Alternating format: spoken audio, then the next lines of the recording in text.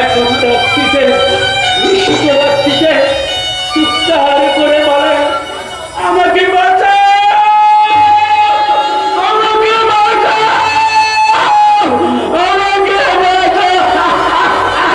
কিন্তু কিন্তু আমি এমন একটা অপদার্থ ভাই, আমি আমার দিদিকে বাঁচাতে পারলাম না।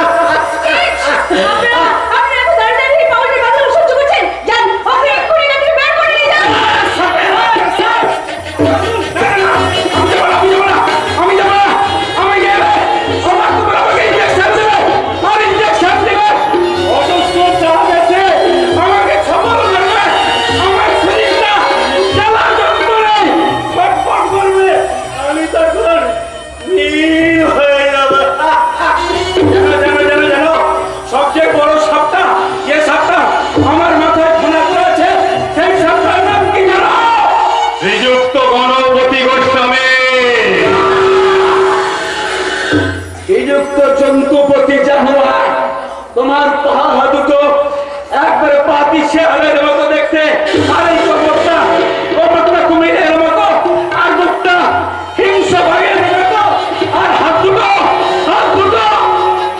মানবের মতো। অথচ বুঝতে হয় অবিকল মানুষের।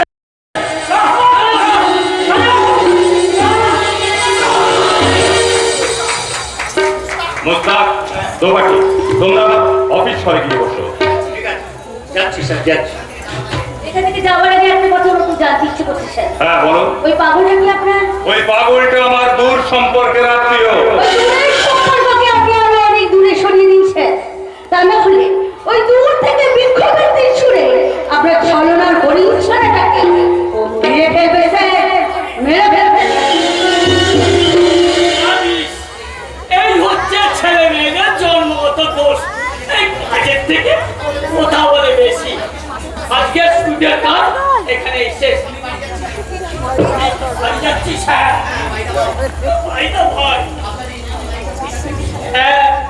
আপনার এই নতুন লাইটটা এখানটাকে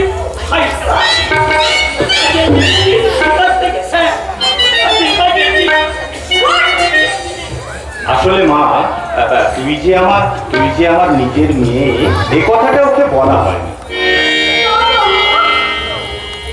আচ্ছা ঠিক আছে, তুই এক কাজ কর, ওই তপেন্দু কোথায়? তপেন্দু ওই তোমার 2 নম্বর ফ্লোরে বসে ওই রুট স্ট্যাচুগুলো দেখছে। ওকে কি আমি ডাকবো বাবা? না, এখন তোকে ডাকতে হবে না। শোন মা, তোর সঙ্গে আমার কিছু কথা আছে। হ্যাঁ হ্যাঁ, বুঝতে পেরেছি। ওই গয়নার কথাগুলো বলবে তো? শুধু গয়নার কথাই নয় মা, আমার প্রথম কথা হলো প্রভাত যে তোর নিজের মামা, এই কথা তুই কখনো কোনোদিন কাউকে বলবি না। আর দ্বিতীয় কথা হলো, বিভিন্ন কোম্পানি আমার বিরুদ্ধে বিভিন্ন ধরনের মামলা করেছে। ওই মামলাগুলো তপেন্দুকে দিয়ে আদালতে ভালো করে প্লিড করিয়ে দিবি।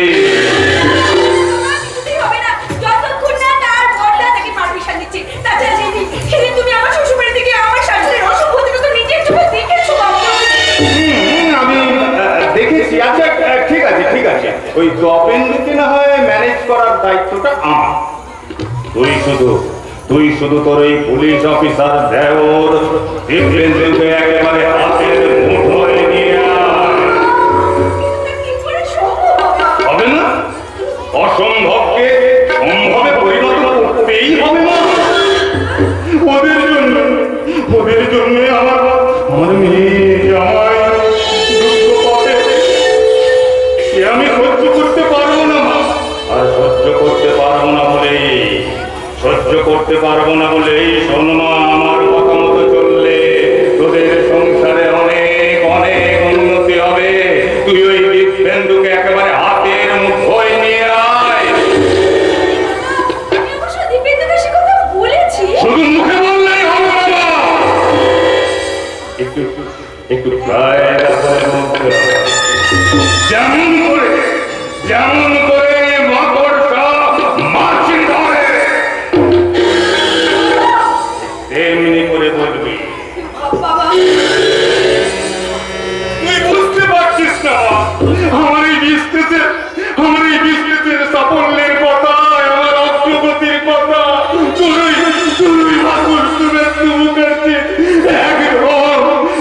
একদম সহ্য হচ্ছে না মা, একদম সহ্য হচ্ছে না।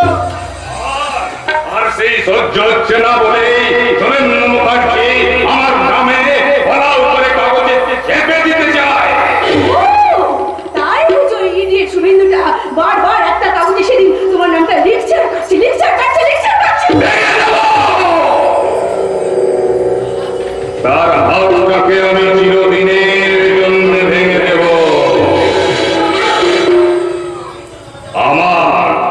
আমার মেয়ে জামাই ওই ইডিয়েট শুভেন্দুর জন্য রাস্তায় রাস্তায় ভিক্ষে করবে, আমি কিছুতেই সহ্য করব না।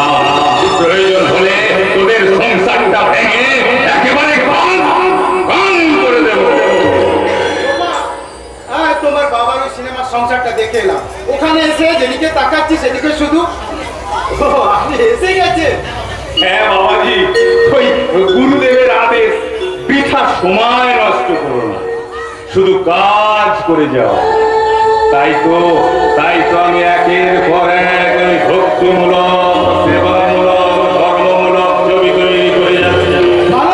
ভালোই করেছেন। ঠাকুর রামকৃষ্ণ বলেছে এটা লোকশিক্ষা হয়। কিন্তু বাবা, মহাকবি গিরিশচন্দ্র কি বলেছে? মন তুমি কৃষি কাজ করো, এমন মানব জনম রইল করে, আবাদ করলে বলবো শোনা। আপনার কথাটা ঠিক মানেটা বুঝতে পারলাম না। বুঝতে পারবে? কি করে বুঝতে পারবে? তোমার ওই মহাপুরুষ জ্ঞানীর বাণী শুনে শুনে তুমি যে কাপুরুষ হয়ে গেছো। তার মানে শোনো বাবা, এই আমার লোপামা ঠিক বিষয়টা তোমাকে বোঝাতে পারছে না। শোনো বাবা, জীবন যৌবন বড় ক্ষণস্থায়ী বাবা। জয় গুরু। সময় থাকতে থাকতেই নিজের জিনিসটা নিজেই বুঝে নেওয়া উচিত বাবা। ঠিক যেমন করে সব কিছু বুঝিয়ে দিচ্ছে তোমার আদরের বর্দা। মিথ্যে কথা। আমি আমার দাদাকে চিনি, সে যা করেছে সব সংসারের জন্য করেছে, সে নিজের জন্য কিচ্ছু করেনি। এই রাত ওকে ঠিকই ঠিকই তোমার নিজের আটকে যাবে, তুমি হারিয়ে ফেলেছো। লোপা যা বলে স্পষ্ট করে বলে। আসলে লোপামা তুই যে একটু চুপ কর। আসলে তোমার দাদা তার রোজগারের অর্ধেক টাকা ভালো করে কান দিয়ে শোনো। তোমার দাদা তার রোজগারের অর্ধেক টাকা তার সম্বন্ধের নামে ব্যাংকে জমাচ্ছে। আমি বিশ্বাস করি না। আমি আমার দাদাকে আমার চেয়েও বেশি করে চিনি। সে দাদা যা করেছে সংসারে যা করেছে, দাদা না খেয়ে আমাদের খাইয়েছে, না পড়িয়েছে আমাদের পড়িয়েছে। তাই সেই দাদা সংসারকে ফাঁকি দিয়ে তার সম্বন্ধের নামে টাকা জমাচ্ছে, এ আমি বিশ্বাস করি না। সত্যতার ব্রত, ধ্রুবদের আদর্শ, আমার সেই দাদা এই সংসারকে ফাঁকি দিয়ে তার সম্বন্ধের নামে টাকা জমাচ্ছে, এ আমি বিশ্বাস করি না। বিশ্ব সংসারে বিশ্বাসের বড়ই অভাব বাবাজি। জয় গুরু।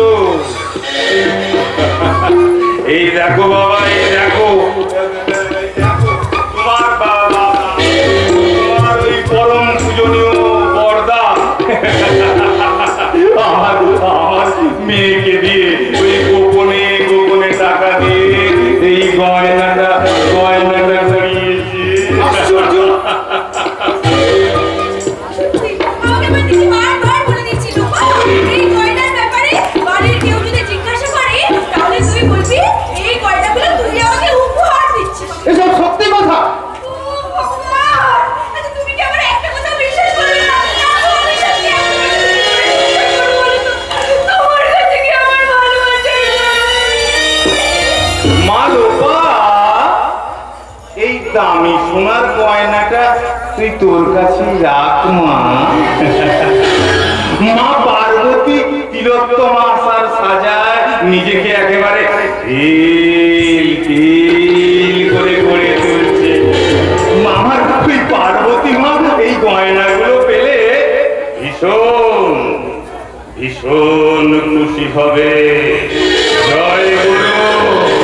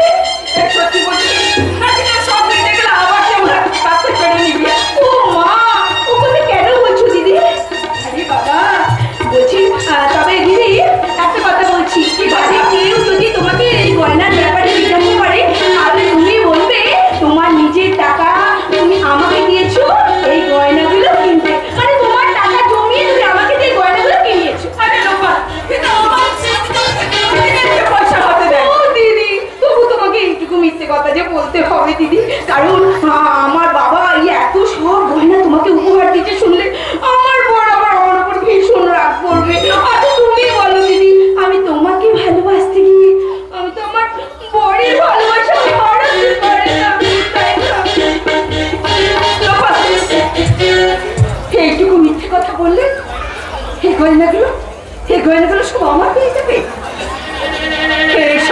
এরকম গয়না সব সময় বলতে দিয়েছি। হ্যাঁ হ্যাঁ হ্যাঁ হ্যাঁ, সবার সামনে আমি বলবো আমি মিথ্যে কথা বলবো।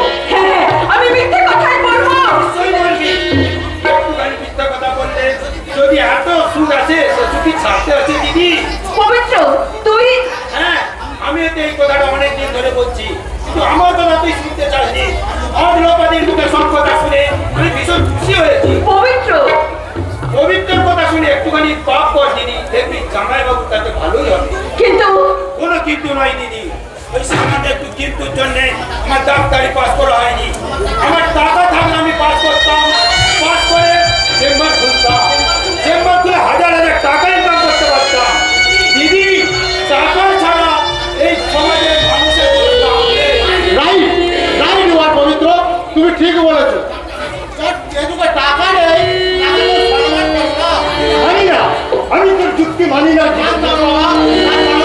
আমি নিজে আমি হ্যাঁ আমি যখন টাকা রোজগার করতে তখন আপনার এই বাড়িতে একটা স্পেশাল সম্মান ছিল। কেন রে এখন সে সম্মান নেই? এখন একটা বইতে কিন্তু হলো আপনাকে মায়ের কাছে হাত পাততে হয়। আমি অন্নপূর্ণার কাছে ভিখারি শিখ চিরকালই অন্ন শিখে। এই পুরোনো বোধ আপনি ত্যাগ করুন বাবা। আমি আমার রোজগার করা টাকা থেকে আপনাকে দিচ্ছি। এই দিন আপনি 1000 টাকা রাখুন। হ্যাঁ, ওটা আপনি নিজের মতো করে নিজের খুশি মতো তাই কিনবেন মেসোমশাই। মাকে বড়দাকে মেজদাকে কোনো কৈফিয়ত দিতে হবে না। কিন্তু এই এতগুলো টাকা আমি রাখবো কোথায়? তার থেকে তোমরা এক কাজ করো, বলুন এই টাকাগুলো রাখার জন্য আমাকে একটা মজবুত দেখে বাক্স কিনে দাও। আরে বাবা, আপনার মেজো বৌমার জন্য কিনে আনা এই বাক্সটা আপনি রাখুন বাবা। হ্যাঁ, আর সেই সঙ্গে এই 500 টাকাও রাখুন।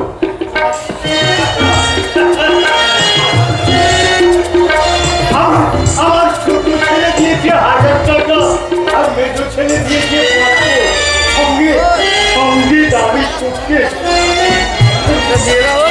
কিন্তু আমার বড় ছেলে ওই 7 টাকা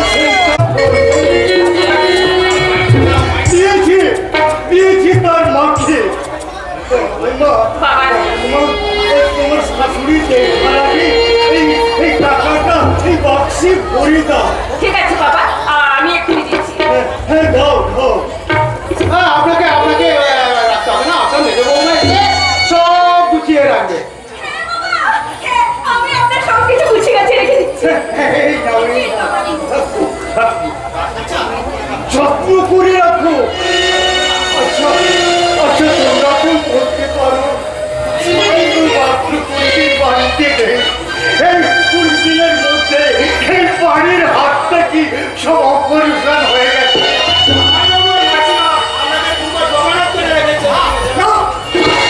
আর আমি শুধু জগন্নাথ হয়ে থাকবো না।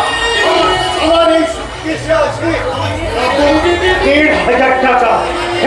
এবার থেকে আমি সংসার চালাবো। ওরা আমাকে ছোট্ট জগন্নাথ করে দিল। এই টাকার জোরে আবার আমি আগের জীবনে ফিরে যাব। ওদের মা আমার উপর আর খবরদারি করতে পারবে না। তোমার হাতে নতুন কে? কেন থাকতেনি বলছি, সব কি তোমার হাতে থাকবে? কি বলে? বাবা তো ঠিক কথাই বলেছেন মা। তোর গলায় যে বড্ড বেশি জোর। ভোর হয়ে গেছে মা, ভোর হয়ে গেছে। চলো না রাত্রি। মাত্র 20 দিনের মধ্যে এই সংসারের সবচেয়ে বড় কারের জাদু আমরা ধরে ফেলেছি। পবিত্র! এটা আদালত নয়, এটা সংসার। এই সংসার আদালতে আমরা আসামি কাজ করে দাঁড় করিয়েছি আপনার 7 টাকার সন্তান শুভেন্দু মুখার্জি। মেজো বৌমা, তুমি তোমার ভাসুরের নামটা মুখে আনলে না? কেন আনবে না মা? সবাই কি আপনার মানুষের পুরোনো দিনগুলো আপনার বসে থাকে? আর সবাই কি আপনার ওই বড় ছেলে কাণ্ড জ্ঞানের বড় ছেলের মতো শুনে চলবে? বড় বৌমা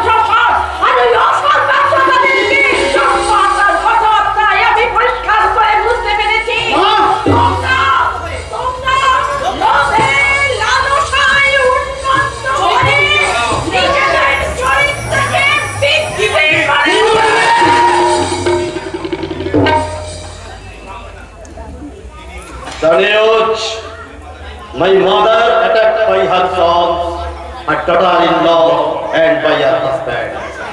দারুণ সংবাদ, আমার মা আর দুই পুত্রবধূ আর স্বামী তারা আক্রান্ত। আমি আমার বিশেষ ক্যামেরায় সেই দৃশ্যের এক ছবি তুলে রাখি।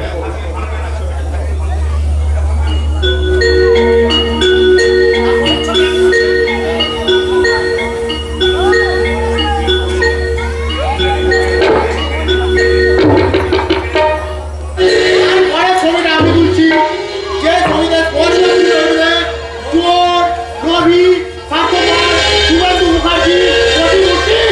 কি বললি তুই? যে শুভেন্দু মুখার্জি এই সংসারকে ফাঁকি দিয়ে সারা জীবন ধাপ্পাবাজি করে ওনার স্ত্রীর গায়ে তুলে দিয়েছে বহুমূল্য অলংকার। অহংকার। আমি যে মিথ্যাবাদী নই, এটা আমার অহংকার। এই সংসারের বড় ছেলে হিসাবে আমার জীবনের সমস্ত রোজগারের টাকা আমি আমার মায়ের হাতে মা তার প্রমাণ। আমার স্ত্রী মাথা উঁচু করে বলবে তার গায়ের একটা গয়নাও আমার পয়সায় কেনা নয়।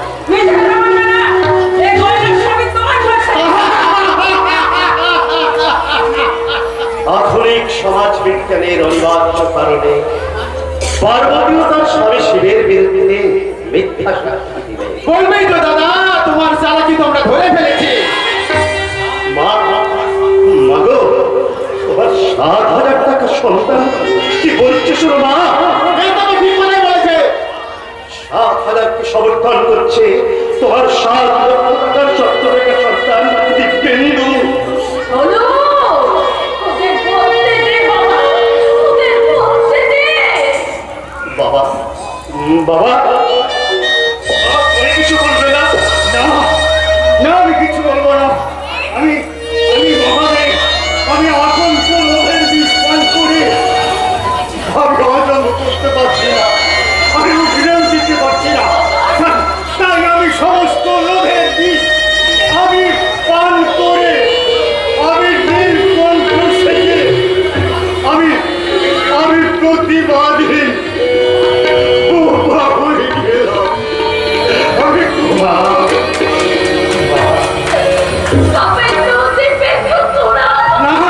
না, ওই মুখোশ পরা শয়তানটাকে ভক্তি সিংহাসনে বসিয়ে সম্মানের ফুল জল দিয়ে আর আমরা পুজো করব না। আজ থেকে আমরা ওকে ঘৃণার রাস্তা করে ছুঁড়ে ফেলে দেব। শোনো বাবু, এসব গ্যাস বাবিনের মুখ দেখলেও ঘেন্না হয়। মেয়েটা বোমা। মাগো মা, মায়ের সেবা করার আগে আত্মগোপন করে তুমি পরিত্যাগ পাবে না দাদা। আমাদের বিশ্বাসে যে করা তুমি তজরুপ করেছো তার পাই টু পাই তোমাদের চাই। তাই বলছি তুমি ভুলে যাও না, আমার পেশা হচ্ছে চোর, ডাকাত, ঠকবাজদের সাহায্য করা। পবিত্র, তুমি মাথা নিচু করে দাঁড়িয়ে আছো কেন? তুমি কিছু বলবে না? সুখের সোনালী স্বপ্ন দেখতে দেখতে পবিত্র হৃদয়টা নোংরা হয়ে গেছে, নোংরা হয়ে গেছে। আমি শুনতে চাই পার্বতীর কথা। বলো বলো পার্বতী, তোমার হৃদয়ে ছিল আমার ভালোবাসার বিশ্বস্ত বাসস্থান। লোভের ঝড়ে সেই বাসস্থানটিকে তুমি কেন ভেঙে দিলে? বলো বলো। অনেক সুখের আশা, অনেক শান্তির আশা, আর একটা স্বপ্নকে জীবন দান করার আশা। শুনে যাও পার্বতী, শুনে যাও। তোমার সুখ শান্তি আমি কেড়ে নেব, তোমার স্বপ্ন আমি ভেঙে দেব। কারণ গয়নার লোভে আমার চরিত্র হনন করে যে পাপ তুমি করেছ তার প্রায়শ্চিত্ত তোমার জীবনের শেষ গয়না, তোমার শাখা সিঁদুর দিয়ে সেই প্রায়শ্চিত্ত ও কথা তুই বলিস না বাবা, ও কথা তুই বলিস না। ওরে তুই যে আমার অনেক প্রত্যাশা, তুই যে আমার 7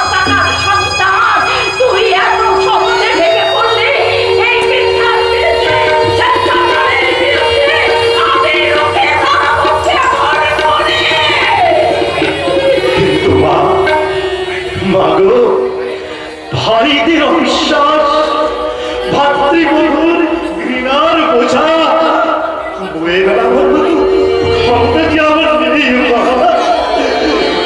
আমি তো একজন মানুষ, আমার তো পেটের একটা সীমা আছে। সবাই সবাই যদি সেই সীমা অতিক্রম করে আমার সম্মান খুব করতে চায়, তাহলে যে আমাকে বাধ্য হয়ে বলা আমাকে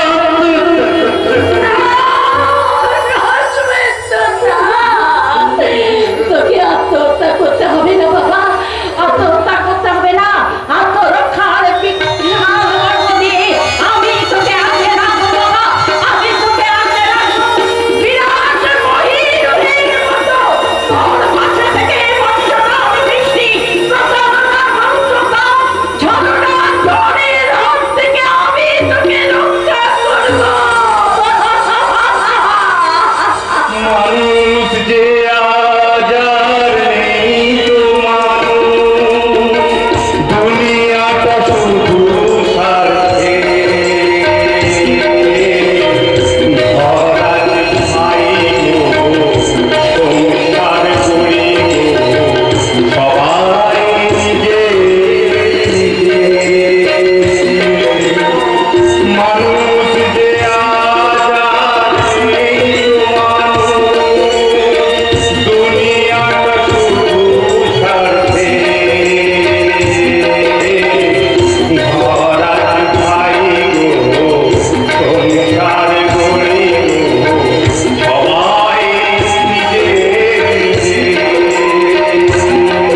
গো, সবাই নিজে সবাই নিজে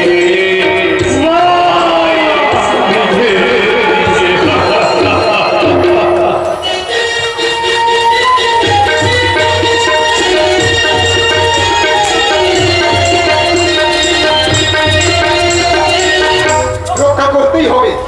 তার চক্রের কালো থাবা থেকে দোকানটিকে রক্ষা করতেই হবে। সিনেমার নায়িকা হয়ে গোছা গোছা টাকা আনছে বলে দাদা বৌদিকে খুব খাতির করছে, কিন্তু ওর মুখ দেখতে আমার ঘেন্না হচ্ছে। রোজগারের পয়সায় খেতে আমার প্রবৃত্তি হচ্ছে না। না না, না না না, ব্যাপারটাকে আর বাঁচানো যাবে না। ওর হৃদয়টাকে উচ্চাসার পোকায় কেটে কুচিয়ে কুচিয়ে একেবারে ঝাঁঝরা করে দিয়েছে। আমি অনেক চেষ্টা করেছিলাম নীতিশ, সেই প্রথম দিন কলকাতা থেকে ফিরে এসেই দোকানে আমাকে সব বলেছিল। আমি ওর জীবনের দুর্ঘটনার কথা শুনে আমি ওকে বলেছিলাম, তুমি চিন্তা করো না দোকাটি, আমরা এই যুগের ছেলে মেয়ে, ভালোবাসা আমাদের কাছে আগামী দিনের চেতনার সেতু। একটা সামান্য কারণে সেই সেতুকে আমরা কিছুতেই ভেঙে যেতে দিতে পারি না। তুমি ফিল্মের চাকরিটা ছেড়ে দাও। সে চাকরি ছাড়তেও চেয়েছিল। তুমি পুলিশের চাকরি পেয়েছে শুনে হাসি খুশিতে একদম মেতে উঠেছিল, কিন্তু আমার অর্থ বিশাল দাদা আমার জোর করে ফেলে দিয়েছে ওই পথে। তুমিও তো দোকাটির দাদা নীতিশ, তুমিও তো দোকাটির দাদা, তুমি তাকে আটকাতে পারছো না? কি করে পারবো জয়ন্তদা? বেকারত্বের অ্যানিমিয়াজে আমার সব ক্ষমতা কেড়ে নিয়েছে। কিন্তু আমি তো এখন আর বেকার নই, পুলিশে এসআই পোস্টে চাকরি পেয়েছি। ইচ্ছে করলে দোকাটিকে আমি তুমি দোপাটিকে ভুলে যেতে পারো জয়ন্ত। আপনি কি সেই জগদীশদার কথা বলছেন? কেন? চিনতে পারছো না? কেমন করে পারবো জগদীশদা? এই পোশাক আশাক পাল্টে যাওয়ার সঙ্গে সঙ্গে আপনার কথাবার্তাও আজ অনেক পাল্টে গেছে। বেলা যখন 9টা বাজে, হরির কাটা কি তখন 6টা ঘরে আটকে থাকে থাকে না? এই জন্যই বুঝি তোমার হাতের বিড়ি আর সিগারেটে রূপান্তরিত হয়েছে। এই জন্যই বুঝি জুট মিলে ছাটাই করা শ্রমিকের ফোনে নেওয়া ম্যাচ করা পাচ্ছেন। পাওনাদারের ভয়ে যে বাজারে বেরোতে পারতো না, আর তার বাজার করার ফলিতে তিনি তার ধরে না। কিন্তু তুমি কি জানো দাদা, তোমার জীবনের ঘড়িতে একদিন বেলা 12টা বাজবে। জেলখানার ঘড়িতে তখন রাত্রি 12টা বাজল। বরিশালের জেল অশ্বিনী কুমার দত্তের নির্দেশ, বিপ্লবী বীর মিত্রের নির্দেশ, বিপ্লবী হেমচন্দ্রের নির্দেশ, যেমন করে হোক ওই জেল থেকে ভেঙে পালাতে হবে। আমি আর রহমান ভাই থেকে এমনি করে হামা বুঝিয়ে ওই জেলের ফটকের সামনে এসে দাঁড়ায়। দেখলাম ব্রিটিশ সরকারের সেন্ট্রাল তখন নাম ডাকিয়ে ঘুমোচ্ছে। আমি আর আমার ভাই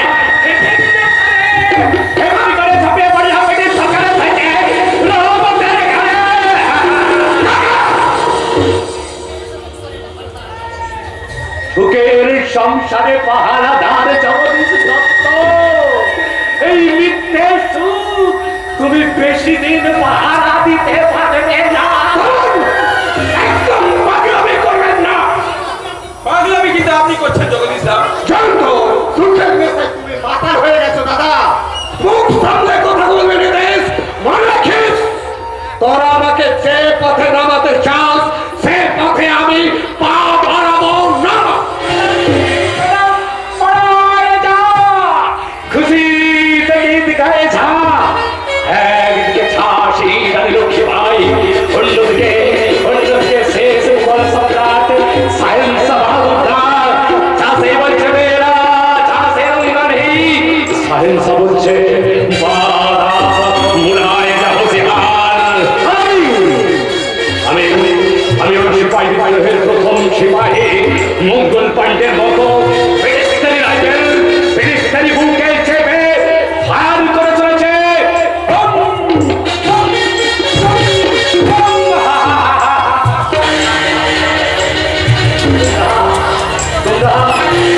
তোমরা তোমাদের শিখের লাল কেল্লা দাও, কিন্তু আমি আমার একমাত্র ভাই শিখে লাল টুকটুকে বেনারসি পরিয়ে বিয়ের পিড়িতে বসাবো না। আমি তোমাকে কিছুতেই বিয়ের পিড়িতে বসতে দেবো না, কারণ তোমাকে বিয়ে হয়ে গেলে তোমাকে শ্বশুর বাড়ি চলে গেলে আমাকে স্বপ্ন মারা যাবে। তোমার স্বপ্নকে বাঁচাতে গিয়ে কাকা বাবুর স্বপ্ন আর তোমাকে কিছুতেই মরে যেতে দেবো না, কিছুতেই না।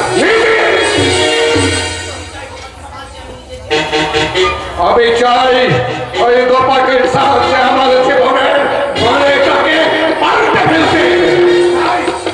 ওই তোমাদের শুভ ইচ্ছাটাকে দূরে ঠেলে দিয়ে মাটিতে ফেলে দিয়ে তার পরিবর্তে চাই সুখের ইবাদত। আমি দরিদ্র নিম্ন মধ্যবিত্তের কল্পনার ব্যারিকেড ভেঙে ভালোবাসার মাটিতে সংগ্রামের নিশান ওড়াতে চাই। আমি অন্ধকার থেকে প্রাচীন পথ এবং নতুন বোধকে বিশ্বাসের সীমানায় ফিরিয়ে আনতে চাই।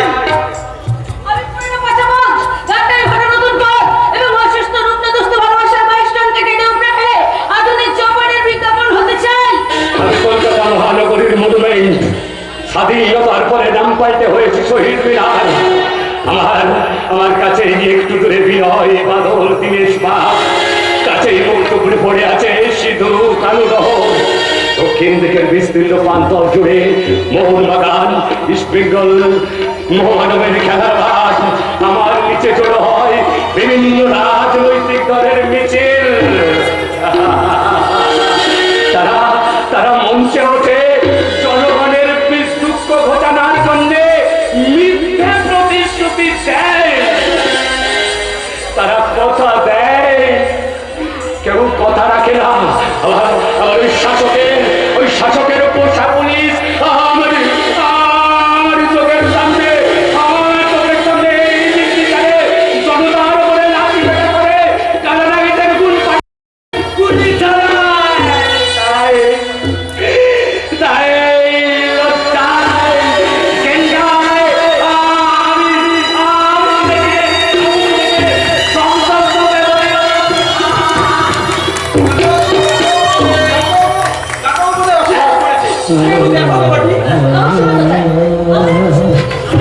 আমাকে কলকাতা নিয়ে যাওয়াতে ভুল বানিয়ে হয়েছেন আসবে নয় মিস গোপাটি, আমি এসে গেছি। জয়গুরু, নিশ্চয়ই ভক্তিমূলক ধর্মমূলক ছবির নায়িকার সঙ্গে কন্ট্রাক্ট করতেছি।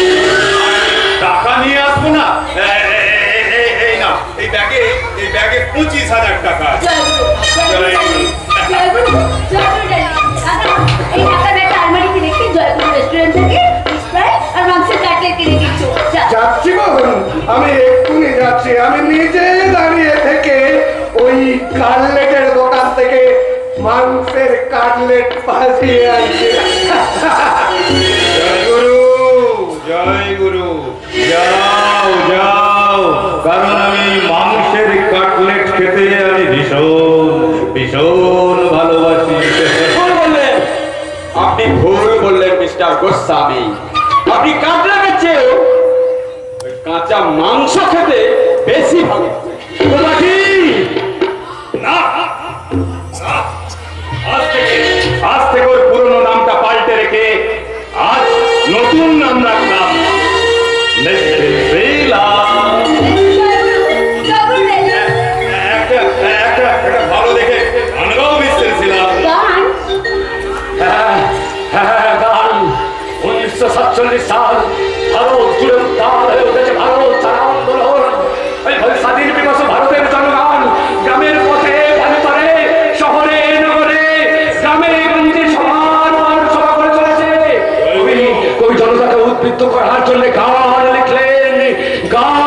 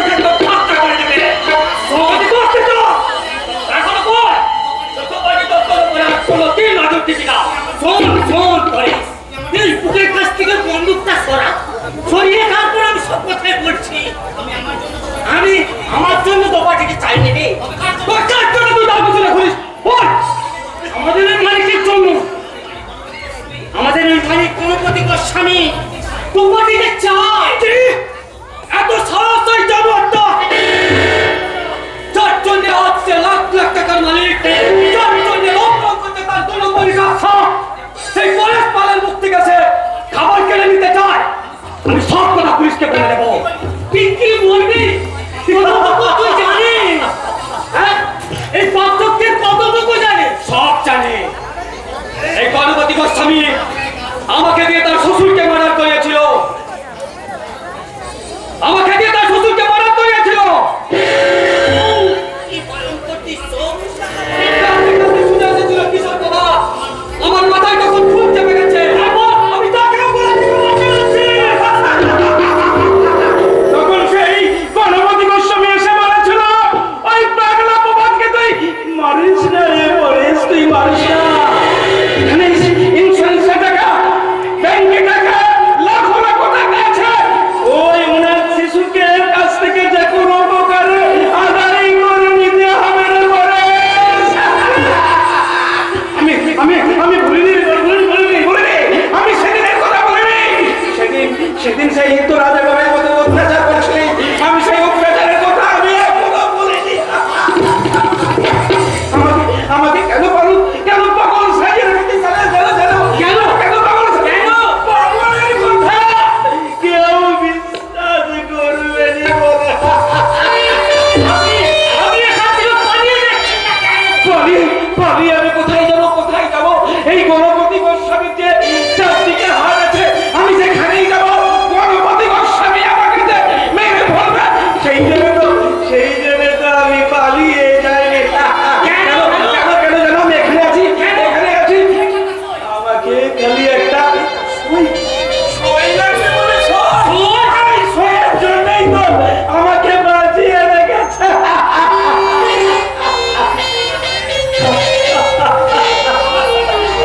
আমার সই না হলে এই গণপতি গোস্বামী যে একটা টাকাও পাবে না।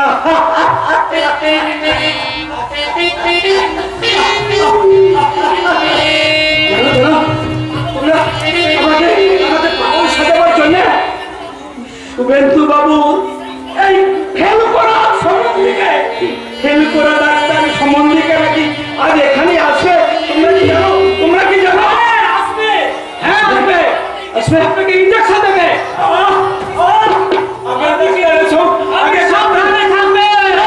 আগে ডাক্তারের সব আমাকে যখন ইঞ্জেকশন দিব, আমি কোনো প্রতিবাদ করতে পারব না।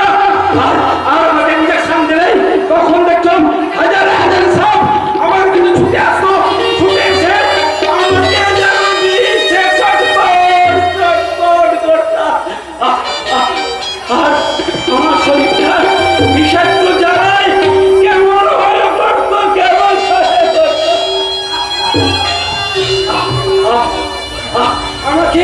আমি তখন কেমন হয়ে পড়তাম, আর তখন কে বলতাম, মা, বাবা,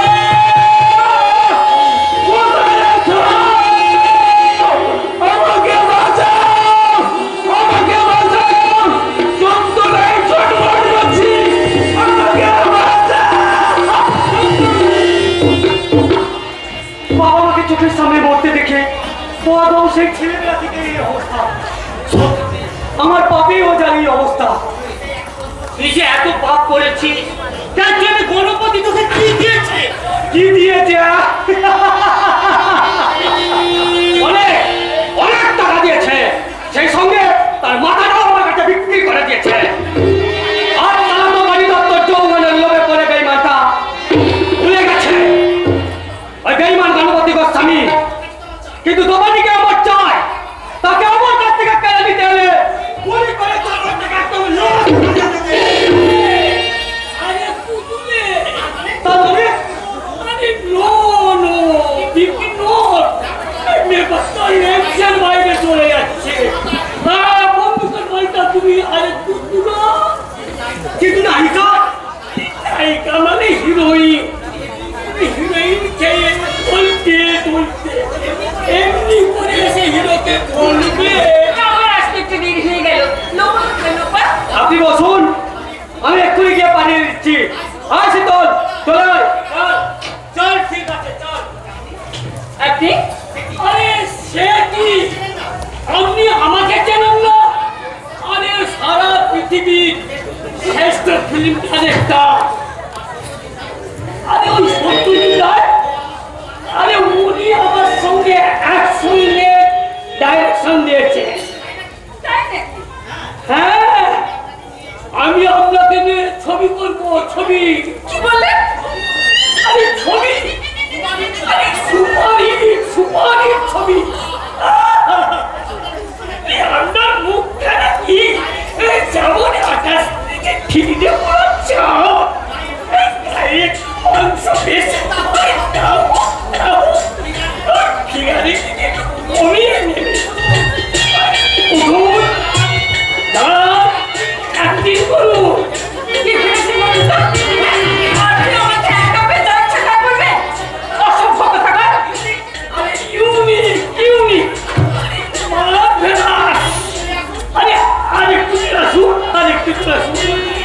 ওই মেয়ে ছেলের মতো একটু কোমর তুলিয়ে আরে এসে বলুন কি ভেবেছেন বলুন তো অসভ্য